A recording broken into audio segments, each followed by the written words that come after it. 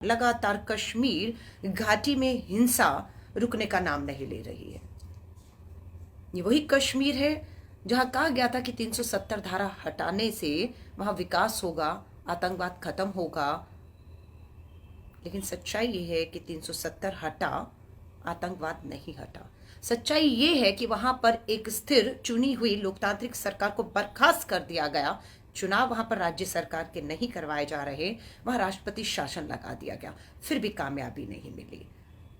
जम्मू कश्मीर और लद्दाख जो पूर्ण राज्य थे, उनको दो हिस्सों में बांट के जम्मू कश्मीर और लद्दाख को अलग कर दिया गया और इसे केंद्र शासित राज्य बना दिया गया।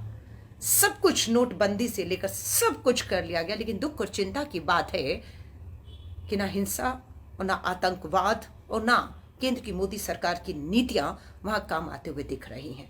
अब तो यहां तक चुनौतियां मिल रही हैं कि पाकिस्तान और चीन ने जो खेल तालिबान में रचा, अफगानिस्तान में तालिबानियों के साथ मिलकर, हमारी केंद्र की सरकार उसे मूक दर्शक बनकर देखती रही और वो आग, वो चिंगारी हमारे देश तक पहुंच चुकी है। हिंसा हो रही है। सवाल कांग्रेस और विपक्ष से पूछे जा रहे हैं, सवाल उससे नहीं पूछे जा रहे जिन्होंने वहां पर, जिनके हाथ में वहां की पूरी सत्ता है।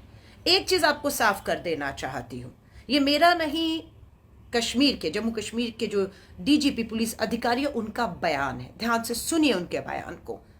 उन्होंने ये कहा, इसको दोबारा आप चेक भी कर लीजिएगा कि अलका लांबा जो बोल रही है वहां के पुलिस अधिकारी ने वही कहा या कुछ और कहा है। पुलिस अधिकारी ने ये साफ कहा है कि जम्मू कश्मीर के अंदर जो हिंसा हो रही है, जो वहां के स्थानीय नागरिकों को मारा जा रहा है, ये काम कश्मीरी नहीं कर रहे हैं।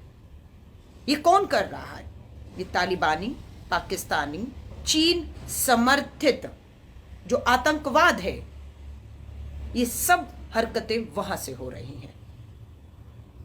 यहां पर दिखाने की कोशिश है कि हमारे जो कश्मीर में बहुसंख्यक हम मुस्लिम्स को बोलते हैं और जम्मू और कश्मीर में अल्पसंख्यक हम लोग जो है वो हिंदुओं को या फिर कश्मीरी पंडितों को बोलते हैं।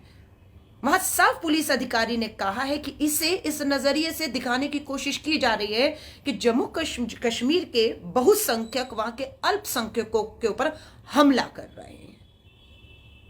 ये डीजीपी ने कहा, ऐसे दिखाने की कोशिश की जा रही है, जबकि हकीकत ये है कि वहां की मस्जिदों से जो है ये दुआएं हो रही हैं और अपील की जा रही है कि हमारे जो मुस्लिम भाई बहन है वो हमारे कश्मीरी पंडित भाई बहनों के साथ मिलकर खड़े हैं और वो ऐलान कर रहे हैं कि वो छोड़कर ना जाए। उनकी ढाल, उनकी सुरक्षा की जिम्मेदारी अगर केंद्र और जम्मू कश्मीर में बैठी सरकार नहीं ले पा रही तो वो लेंगे एक दूसरे की जिम्मेदारी। यही तो मेरा भारत है असली। लेकिन इसे ऐसे दिखाने की कोशिश की जा रही है कि कश्मीर में हिंदू और मुस्लिम लड़ रहा है। ठीक उसी तरह जिस तरह से आज पंजाब में खालिस्तान के नाम पर सर उठाकर हिंदू और सिखों की लड़ाई दिखाने की कोशिश की जा रही है। यही हाल जम्मू कश्मीर में है। हमारे जवान, नौजवान पिछले एक हफ्ते में शहीद हो गए, ज्यादातर पंजाब से थे। नागरिक शहीद हो रहे हैं, जवाबदेही, जिम्मेदारी किसकी? केंद्र की, भाजपा की, मोदी सरकार की नहीं, राहुल गांधी से सवाल। अभी एक टीवी चैनल की डिबेट पे थी, ध्यान से सुनिएगा। डिबेट का मुद्दा था कि पंजाब के कांग्रेस अध्यक्ष ने कांग्रेस की राष्ट्रीय अध्यक्ष को एक पत्र लिखा है, पूरी डिबेट उस पर थी। एक पार्टी का, एक राज्य का अध्यक्ष पार्टी का अपने अध्यक्ष राष्ट्रीय को क्या लिखता है, उससे आम जन को क्या फर्क पड़ता है? मैं आपसे पूछना चाहती हूं। फर्क पड़ता है?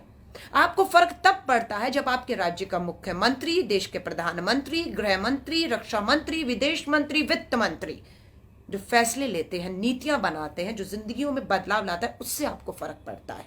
लेकिन सवाल उस पर नहीं था। सवाल कांग्रेस पार्टी के आंतरिक मामलों पर 1 घंटा डिबेट हुई।